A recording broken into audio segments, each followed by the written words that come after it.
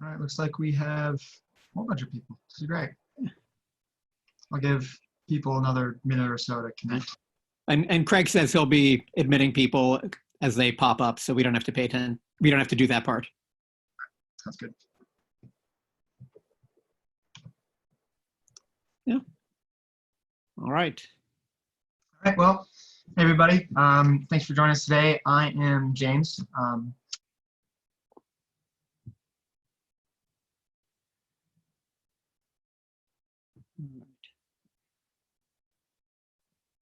You have can be submitted via the chat feature, and we'll be try to answer everyone's questions during the session. But my name is James. I'm James Mullico. I'm a senior at HWS. I'm from Brookline, Mass.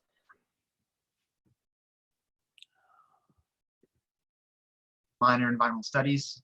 I'm also completing a 3-2 program, the joint degree program with the Thayer School of Engineering at Dartmouth College. We'll talk about this in more detail. But it's essentially 5 years of schooling, 3 at HWS and 2 at Dartmouth. I'll graduate my degree with HWS. At HWS, I'll have a BS in physics and chemistry, and I'll have a bachelor's of engineering from Dartmouth after the 5 years is over. Outside academics, I'm also the president of the engineering club at Dartmouth, or at, engineering club at HWS. I like to play a lot of music with my friends and a couple bands that would play downtown when school was in session. And I like to read in the outdoors club, academic outdoors club. I'm here today with my advisor, Professor Donald Spector. Hi, everybody. Who's there. He advises all students, including me, who's interested in the joint programs for engineering. So, Professor Spector, can you tell us a little bit about your own background, why first-year students might want to connect with you? Sure. So first of all, hello to everybody who's here. Looking forward to this conversation. We'll tell you a little bit from our end, but if there are questions you have that we don't address, feel free to send them to us in the chat, and we'll be sure to get to them.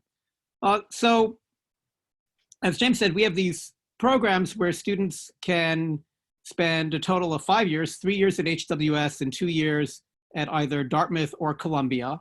And at the end of the 5 years, they'll wind up with 2 bachelor's degrees, one from HWS and whatever you're majoring in here, and one from the partner institution. Now, figuring out how to do all that in 5 years is not a simple process. It's not hard, but you've got to know the ropes. So, because you'll be completing a major in 3 years at HWS, but you'll also be taking a bunch of prerequisite courses for the engineering school. If you go straight to an engineering school, you're kind of taking science courses and engineering courses side by side. And in the 3-2 program, you are doing your science here and your engineering at the partner institution, but you're also typically completing an entire science major. So you've got an extra beefed up part of the science. But in order to get all those courses in place, you need to make sure to get into the right courses at the beginning and get them all sequenced right. And so what we try to do here is identify any student who might be interested in engineering. Maybe it's just a possibility, and we'll talk a little bit more about that later, to make sure they're in the right courses from the start so they've got that option open to them. I've been advising the engineering students since the late 1990s. And the virtue of that is that I have seen sort of every combination coming through of students with different interests and how to make sure that their interests are met by what they do here and potentially with the 3-2 program. So by connecting with me now, when you come here, emailing me before the semester starts, making sure your schedule looks okay, and then meeting with me once you're here, I can make sure that you're on track to keep all these options that you might want in front of you open. I think I met James probably, I don't know, was it before the semester started or the beginning of that first semester? But first week, it was the first week. Yeah. So, mm-hmm. Yeah. Yeah. Add on to that, Spector, as I connected with Spector early, and he did a really good job of making sure that I had flexibility as I went on. So he said, take these classes now, so you'll have a lot of options further on. Because I don't think there would have been any other way for me to have 3 majors in 5 years with a minor. if it wasn't for being able to just plan ahead early, and I had basically could do whatever I want past that, which was nice. Yeah, and I would say also being able to squeeze in multiple majors and doing engineering is the exception, not the rule. Just because you're trying to fit a lot in, and sometimes it comes down to luck getting everything to dovetail perfectly.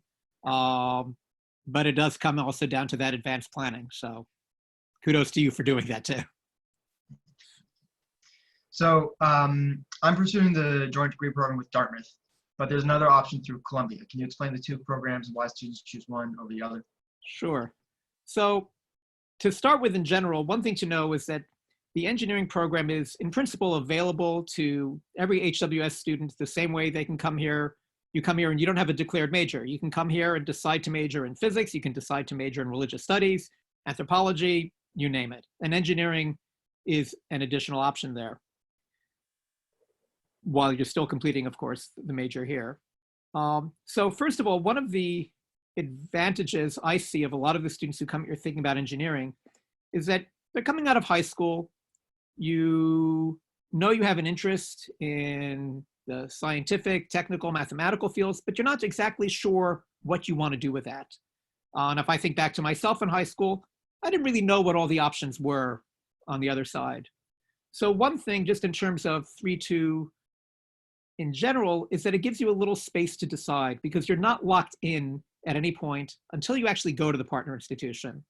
And a lot of students come here and they're saying, I think I might want to do engineering, but I'm not really sure yet. And they start off, if you don't want to take the courses that prepare you for engineering, physics, math, and chemistry, yeah, you probably don't want to be an engineer. But if you do want to take those courses, you might find while you're here that actually, you know what? I thought I wanted to do engineering, but I'm really liking the chemistry. I'm really liking doing this physics. I want to stay here for 4 years and go in a different direction. And students have that option. Many years ago, we even had a student realize that he wanted to go into intellectual property law and went in a whole different direction. So by coming here, pursuing 3-2, but exploring a little bit, you get that flexibility. Now, in terms of Dartmouth versus Columbia, they play out a little differently. In Dartmouth, the typical run is you spend 2 years at HWS, third year is at Dartmouth, fourth year you're back at HWS, get to graduate with your senior friends that you've been with since you started, and then your fifth year you're back at Dartmouth. With Columbia, the sequence is 3 years at HWS followed by 2 years at Columbia. So that's a scheduling difference. But the two programs are also different in terms of sort of how they approach engineering. So at Dartmouth, they kind of view themselves as I call it sort of the liberal arts approach to engineering. You go to Dartmouth and you say, yeah, you're interested in electrical engineering or environmental engineering, whatever you're interested in, but you don't get a degree in that subfield of engineering. You get an engineering degree, even though you have specialized in, or I shouldn't say specialized, you have focused. With Columbia, you apply in a subfield and you will get a degree that says electrical engineering or mechanical engineering. Another difference is that because Dartmouth has you coming sooner, the requirements are a little smaller because you're going after only 2 years. But you don't go with just their minimal requirements. They want to see what other science courses you've chosen to do along the way.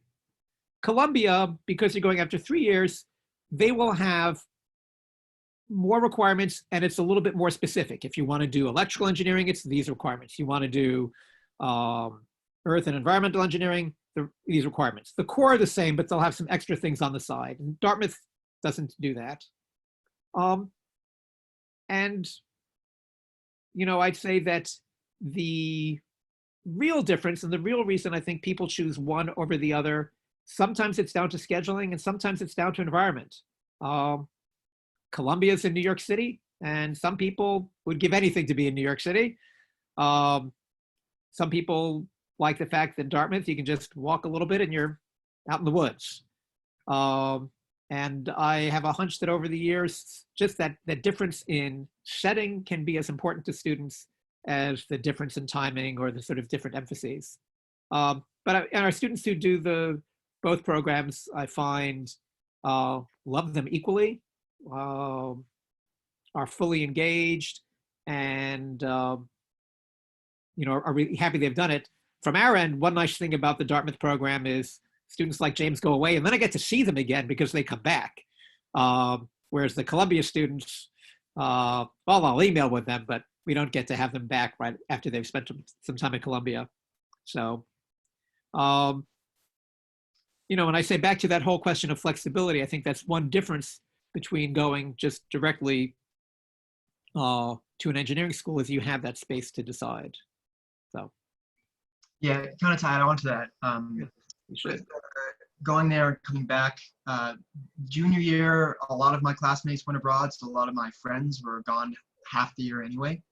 So I was gone for junior year, and I didn't really feel like I missed out too much. I came back senior year to, much of my friends had also been absent in the time that I was absent. So that was kind of socially convenient. That's a really good point.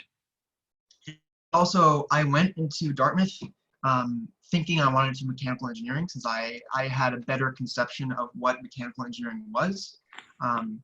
But because of their kind of liberal arts model, I found out that I was actually much more interested in electrical engineering. And so that flexibility ended up being really important for me. And I didn't realize that was something I needed.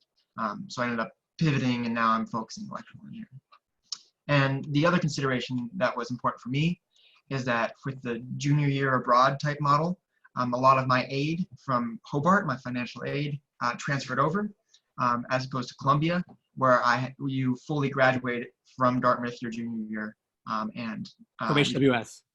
Sorry, from HWS. Well, you don't graduate, but right. You don't graduate, but you're more financially independent than you would in the Dartmouth model. So, right, in the financial aid rules, I would say, I always tell people, talk directly to the financial aid office because they're ever changing and they're complicated. Yes. But roughly speaking, my experience, and I'm sure policies are always in the air and changing. That's something that I consider. Right, and so, but one of the things, the way it at least has worked is that go to Columbia, you're on HWS financial aid for the first 3 years, and then Columbia's offer will have its own financial aid for those 2 years. Whereas with the Dartmouth program, as James said, we've treated it like a term abroad. And so then the financial aid part that's covered by Dartmouth is only for the 5th year. But HWS covers the first 4 years. But again, right, those, making sure you cross those T's and dot those I's with the financial aid office is, of course, always important to do. It's complicated calculus that differs on every individual basis, but something to be considered. Yeah. So, Spectre, do you think there's a benefit to attending a liberal arts college like HBS and also completing an engineering degree rather than just going to an engineering school? I think there is, and I think, of course, everybody needs to figure out for themselves what makes the most sense. If I came here and told you there's only one way to do this, you'd know I was making stuff up, right? But from what I've seen, from why students like this approach, partly, of course, they like it coming in because of the flexibility. But assuming they do this, and James, you can probably speak to this a little bit too, having been in this position. If you spend 5 years, 3 years at HWS and 2 years at whether it's Columbia or Dartmouth, you're going to come out not with one education, but two, and not just two educations, but two really different educations. So you'll get all the liberal arts critical thinking and reasoning skills that you get from a liberal arts college at HWS. And you'll also have an engineering degree from an Ivy League engineering school, first-rate engineering of every possible kind. So you bring both those sets of backgrounds to you. You also have just the experience of being in a liberal arts college and being in an engineering school, one place where you're surrounded by people doing all sorts of things, one place where, there's really a very common focus. I know a number of years ago, I was talking to someone who handled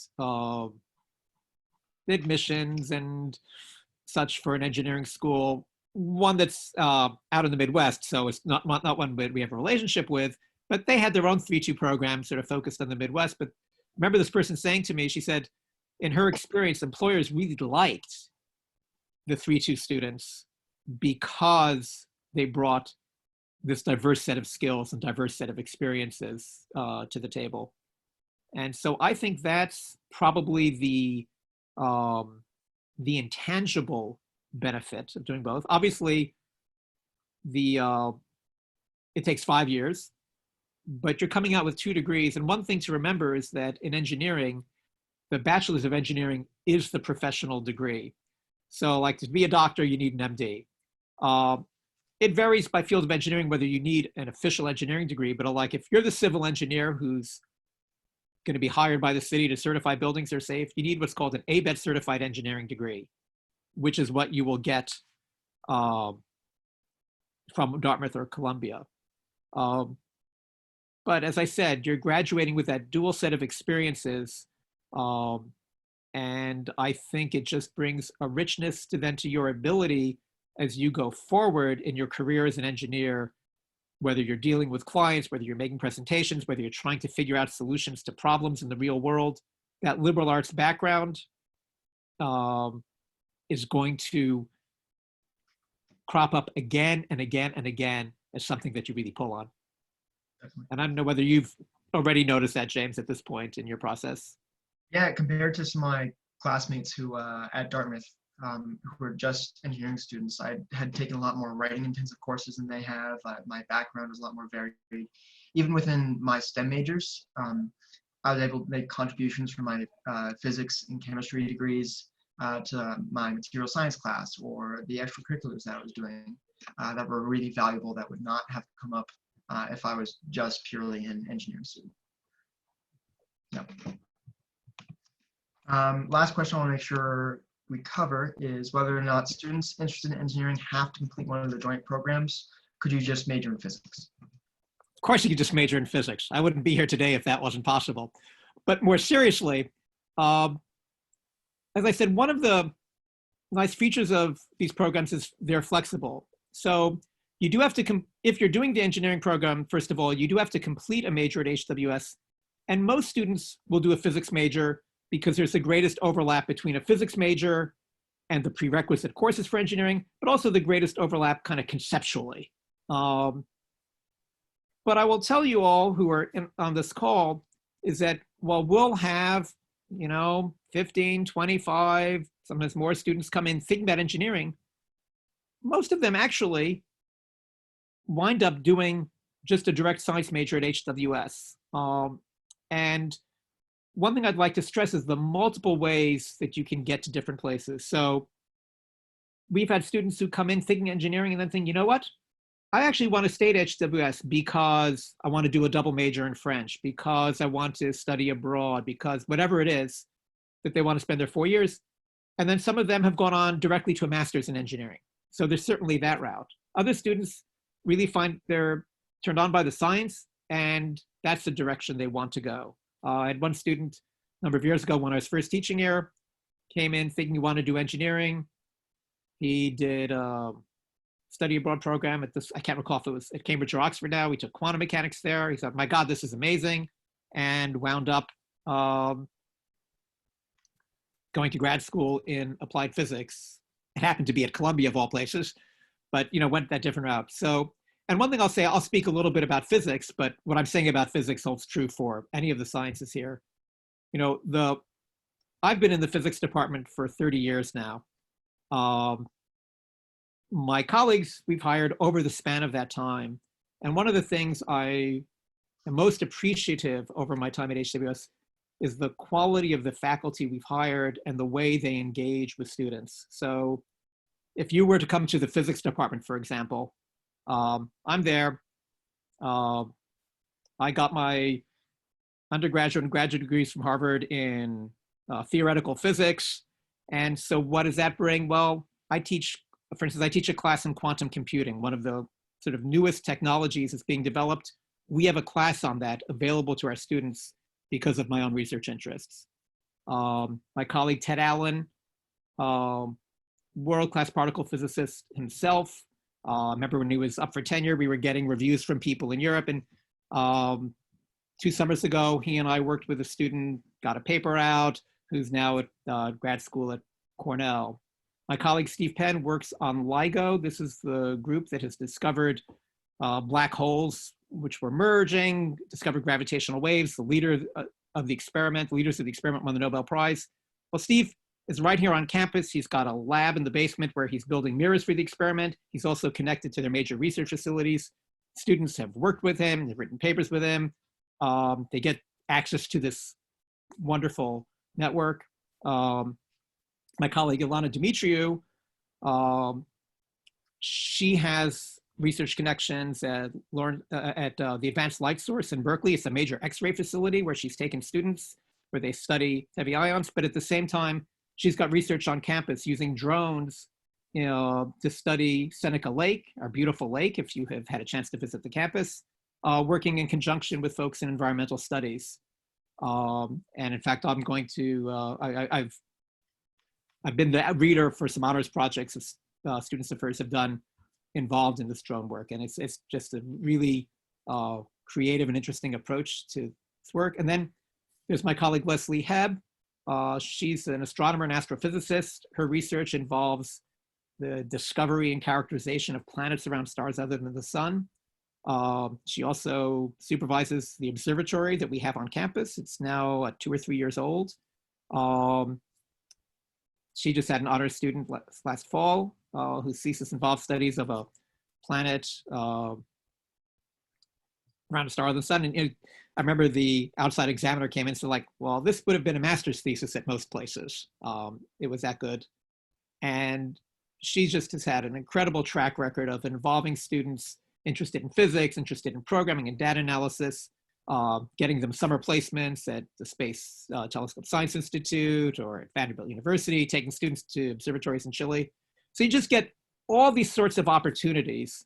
And the other thing I like to say is, James is my advisee, but sometimes I like to say, I don't even necessarily remember who in the department is my advisee and who's not, because the students just come in and we all talk to everybody and creates a nice environment. So, and then the students, I would have to say, the cohort among the students is also one of the things that's just been really nice to observe over the years. Informally, the things they do. And that's true for physics. And of course, if you were talking to a chemistry professor or a biology professor, you'd be hearing, or whatever department, you'd be hearing the same kind of story about those departments as well, whether it's organic chemistry, meteorology, on down the line. So, but the key thing is you can come here and figure out, do I want to just do science? Do I want to do engineering? How do I want to figure out that balance? And we'll help you get there. Okay. Now we're gonna open up some questions. Yep. I already got one. And I've got one too. All right, when you want to start off? I don't care. Sure, I'll go. So we've got a question asking, do you have to follow a normal application process for Dartmouth and or Columbia? So it's probably worth saying how the application process works. So you come to HWS, and then for the partner institution, you're taking the appropriate prerequisite courses. And then in the year before you would go, you apply to Dartmouth or Columbia, but it's a special 3-2 engineering application. Students, I think, usually submit that, like if they're going to be going the following fall, I think the usual submission deadline is January. I forget the exact date, different for each school. And what they're looking for is, have you taken the necessary prerequisite courses? And how have you done, right? And the way it works is, admission is not guaranteed, but over the years of doing this, I would say that first of all, the track record of our students getting in is extremely good. But the way I like to describe it, there's no hard and fast cutoff. I mean, I've had Dartmouth. I know Dartmouth looks very carefully, for instance, at each student, and I'll have my counterpart there call me up and ask, we know we have these letters, but tell me a little bit more. We're trying to understand this thing. I like to tell people, like, if you're average in your sort of engineering related and science courses, if you're at around a 3.8, you're in good shape. If you're around a 3.5, you're going to be competitive. It's not a done deal. If your GPA is around a 3.2, it's probably not going to happen. But again, they're looking at each application individually. And it's also the case that we had, for instance, a few years ago, a student apply to Dartmouth right in the sophomore year because they're planning to go in their third year, didn't get in, but then the following year applied to Columbia and did go. So, you know, it's not like you're applying to the standard broad Dartmouth or Columbia application. You're applying via the 3.2 program, and they know our students, right? So they know the quality of the students that we've been sending, and they can look at that in that context. James, you said you had a question that came your way. That was pretty much the same question that came my way. Okay. I don't know if there are other questions that are popping up. People should feel free to weigh in questions, and they might not just be questions about engineering too. If the questions about the sciences or HWS in general, you've got two of us here who can tell you anything, but we also, of course, have stuff we can talk about if we want. So, yeah. Well, James, what should we talk about next? Let's talk about, I have chat. Let's see. Are there things to do in downtown Geneva? Yes, great question. There are things to do in downtown Geneva. I play a lot of music downtown. There's a couple of student bands that pop up that I've been a part of, that my friends have been a part of. So there's a small music scene. There's plenty of small shops. We have a nice waterfront. A lot of good restaurants. It's a surprisingly filled out downtown for how much, for how small the town is. I'm from Boston, so I think most things are small towns. But yeah, I can go downtown most days or most nights and have a good time and have things to do. Most of the music scene is over 21, but there are also plenty of 18 plus events. My freshman and sophomore year that I went to that I could walk in and have a good time too.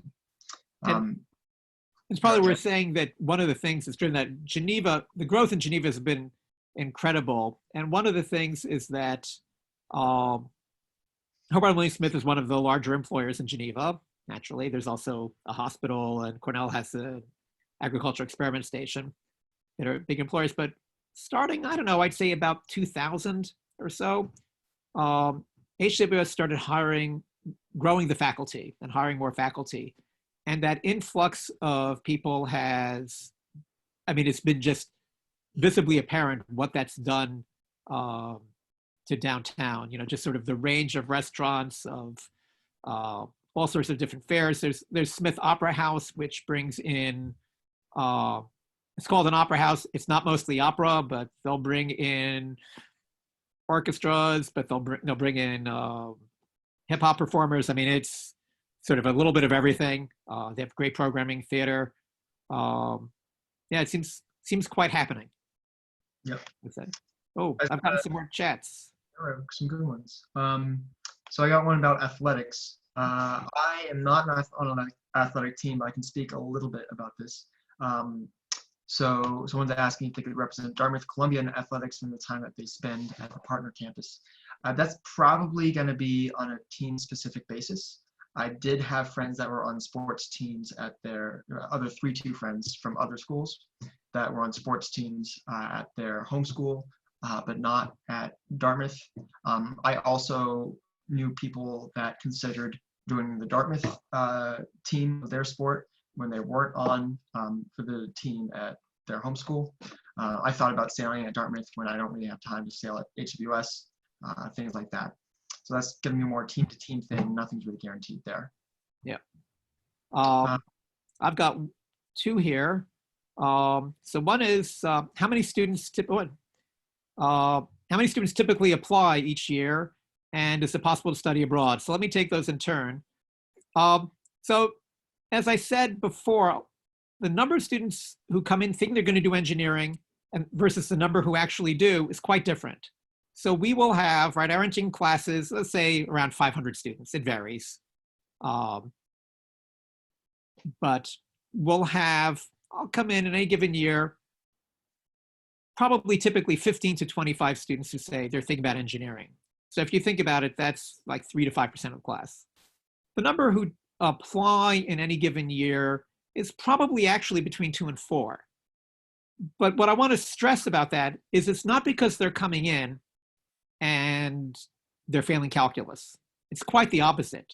They're coming in and they're taking physics and chemistry and math, and they're realizing there's something I want to do here that I want to stay for the 4 years.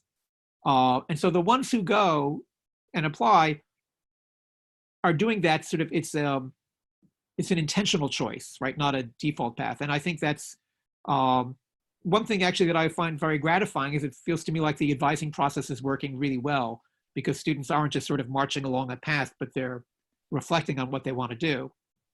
And I would also say out of those 15 to 25, the ones who don't do engineering to start with, some of them do, as I said, go directly to engineering upon graduation. Just a couple of years ago, we had 3 students do that. A couple of years before that, I had a student who had graduated. I've had this a few times. Students graduate and then 2 or 3 years out decide they want to do engineering. So I think what the numbers reflect is that students are making careful, intentional choices. And as far as studying abroad, my general comment is don't count on doing it if you're doing 3-2 just because of the timing. Has it ever happened? Yes.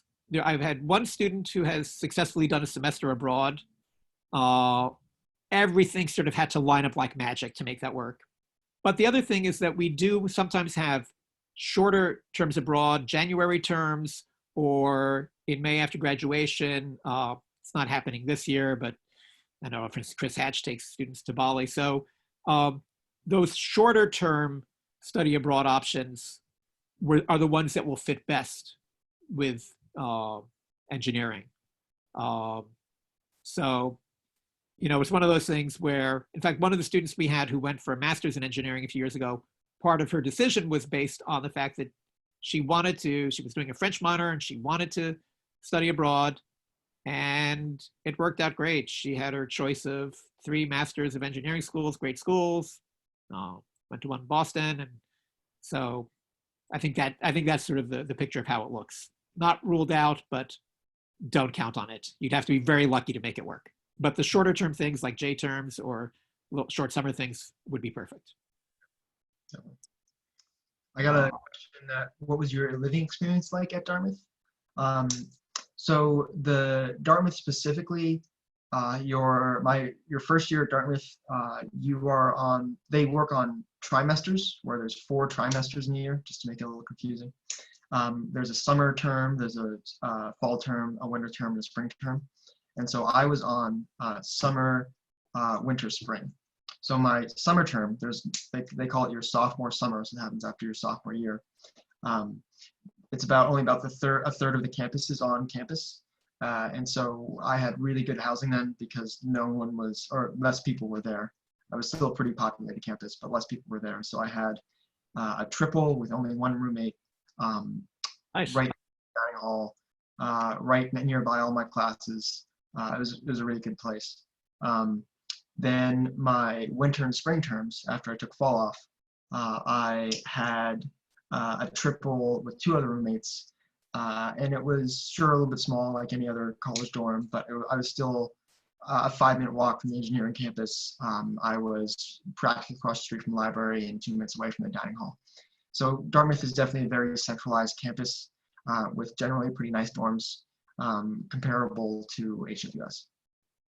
And I don't know specifically about Columbia, but that is not something students have ever complained about after they've gone off. So I'll take that as a positive. And now that I'm going back next year, they require you to sort out your own housing. So I'll be living with some friends in a private house a little bit off campus.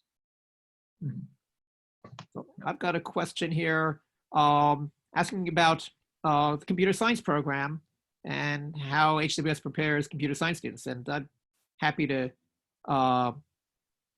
take that. We've got, because I actually know quite a bit about the computer science program. In fact, we have a number of students who are double majoring in physics and computer science, and even the ones who don't, most physics majors are taking some computer science. So my impression is that the students come out extremely well prepared. They are comfortable, not just with coding, but they have access to classes on things like compilers, on networking, on graphics. It really varies. And in fact, I guess I'm one of the few people outside the computer science department who teaches a class that counts for computer science, because I teach the quantum computing class. So one of the things about computer science, as you know, is that if somebody's got a degree in computer science, they got a lot of options. So somebody who comes to a liberal arts college to be in a computer science department is doing that because they want to, right? They don't want a career at Google. They don't want to work at a startup. They want to be working with students. They want to be in this kind of environment. And so the computer science faculty we get are really, they're guaranteed to be dedicated to the students. And I would say that, for instance, this goes back a few years, but I had a student, she was a physics CS double major, and she was doing a project with me senior year. It was a computationally based project. And she asked me what computer language she should use. And I said, I don't really care. I'm doing the physics side, you pick. She said, well, this was back before Java was a big thing. She said, well, I think I want to learn Java, so I'll do it in that. And I thought, this is great. I'm going to learn Java on the side while Laura works on this project.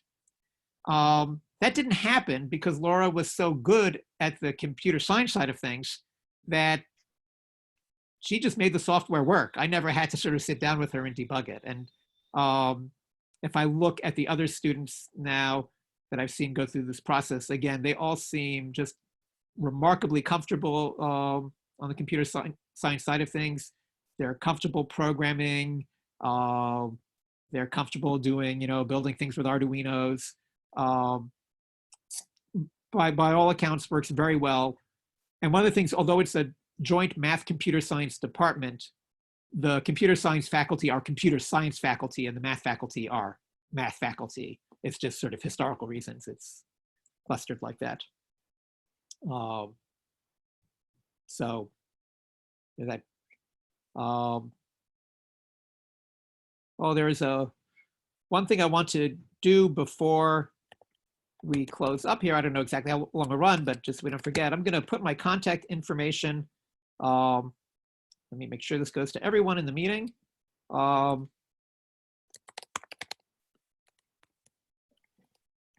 I will. So that's my contact information. You should not hesitate to email me with questions. One thing I like to say, even if the question isn't about engineering, ask me if I don't know the answer. I will know who knows the answer and get that to you. Yeah, and if anybody has any questions on student life or how my experience with Dartmouth was, feel free to email me. We can set up a call, or I can answer any quick questions there too. Yeah. All right. Anything else that people want to know about? Anything else? We should add. I should. Just trying to think. I think we've covered most of the essentials. I would just say that not just through engineering, but one of the things that I find always gratifying thing that really stands out about Hobart Lee Smith colleges is I get to see the arc of a student's career, because if I were at a big university, I might have somebody in one class and that's all I'd see them. I get to see the students inside and outside classes, but also in classes, at the 100, 200, 300, 400 level. I get to see that development. And what always impresses me is just how changed students are by the time they graduate from where they came in. They come in and it's great and it's exciting, everything's fresh. And then you see where they get to.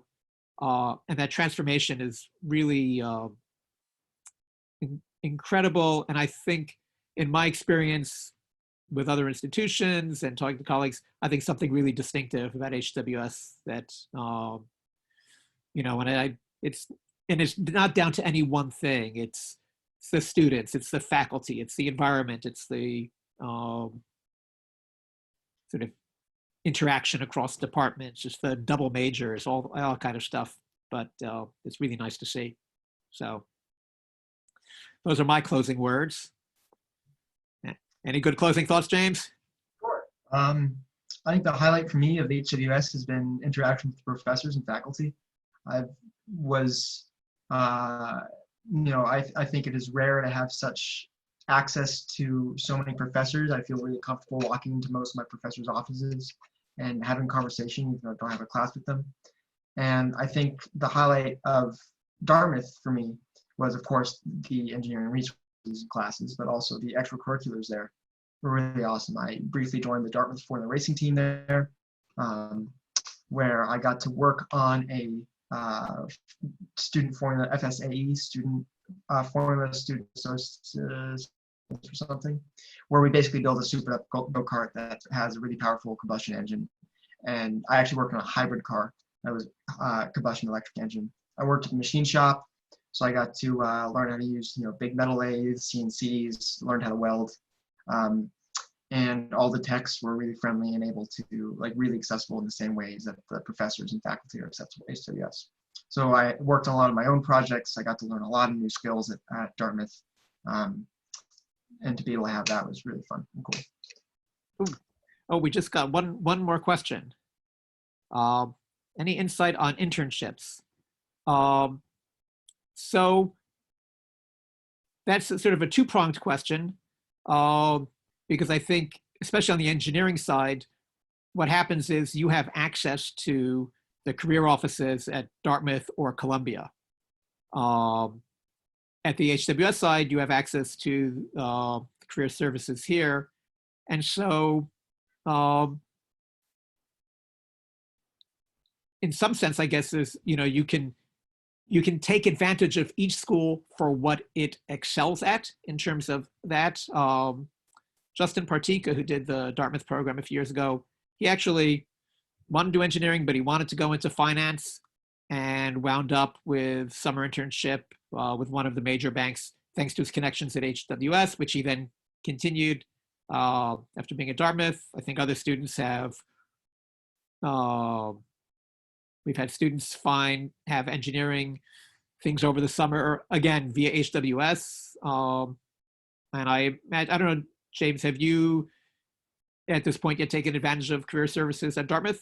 Or yeah, most of my internships, internship searches have been engineering focused. I found the career services at Dartmouth being just monumentally helpful. They're amazing there at, since they have a big network of alums that are just engineering companies, they have engineering companies come in and do talks to try to get students for internships and for future jobs. So most of my searches for engineering stuff have been through them. But I also have talked to plenty of other people who use HWS's science connections to do something called REUs, which are research opportunities that happen in the summer at different institutions. So I know plenty of people who are interested or are participating in the 3-2 program that are at HWS's science networks in order to do research through these RUs at different institutions. So both have been helpful for science. And probably we're saying that there's summer research at HWS and during the year research at HWS with faculty. Sometimes it's honors projects, sometimes it's just research. We have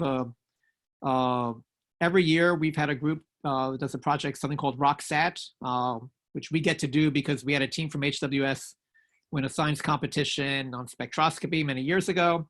And now every year we have a group, often including a number of first-year students. This year I think it's all first-year students and sophomores, who design a payload that gets launched on a NASA rocket. It's a suborbital flight from Wallops launch facility. And they design a payload that takes data during this flight that goes up into space, comes down again, typically measuring cosmic rays at different altitudes, and then get the data and then analyze it. So I guess it's not technically an internship because that's on our campus during the year, but it functions that way. And then what we like to see, what I always encourage students to do is to be doing some research on campus. And then as James said, whether it's an internship with a company or a research experience at another university, these REUs, many universities and colleges have them. Our math department runs one. And they're designed not for that school, they're designed for students from across the country who have a common interest to come in and work in that place. Student of ours a few years ago did one related to imaging science. She was a physics major, did an imaging science thing at RIT, Rochester Institute of Technology, as an REU, and then went on to grad school in engineering. So these things don't, you know, as James suggests, right, there's sort of a continuum. It's not like you're in this category or that category. And I think that that mix of opportunities you get from both places, again, it's that same theme, right? You have the resources of two schools to pull on when you're doing this, which is kind of a cool thing. All right. Any more chats come your way, James? No, I think that's all the questions. All right. Well, thank you all for coming here. I don't know if admissions has any last things that they want to say. I'll let them say if they do, but if not. We are all set from our end. All right. Well, thanks everybody. And if you think of more questions, you've got James's contact information, you've got mine. I'm sure you know how to contact admissions. We'd be happy to answer anything and hope we get at some point to meet you all in person. Feel free to reach out, and it was a fun talk. All right.